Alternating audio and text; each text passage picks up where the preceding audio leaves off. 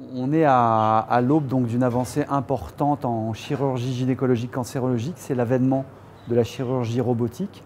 Donc, pour vous rappeler ce qu'est la chirurgie robotique, ce n'est que de la cœlioscopie adaptée à un matériel de robot, c'est-à-dire que les instruments qui sont fixés dans le ventre de la patiente sont reliés à des bras armés qui permettent en fait au chirurgien d'opérer à distance derrière une console qui est située à quelques mètres de la table opératoire.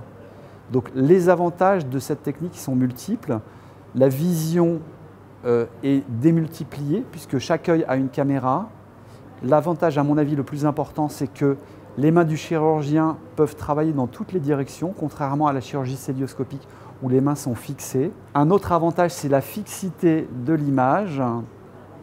Les deux inconvénients majeurs de cette technique sont le coût du matériel, puisqu'un robot coûte près de 2 millions d'euros, et chaque procédure par patient coûte environ 1 000 euros, puisqu'en fait le robot doit être habillé avec du matériel stérile qui est jetable, et les instruments ne peuvent pas être réutilisés indéfiniment.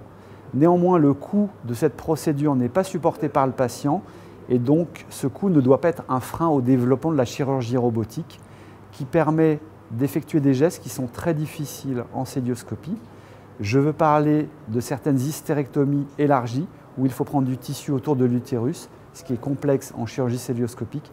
Je veux parler des prélèvements ganglionnaires, qu'ils soient pelviens ou lombo-aortiques, et aussi tous les gestes de fermeture, de suture, que ce soit au niveau du vagin ou à d'autres endroits, qui sont très facilités par la chirurgie robotique.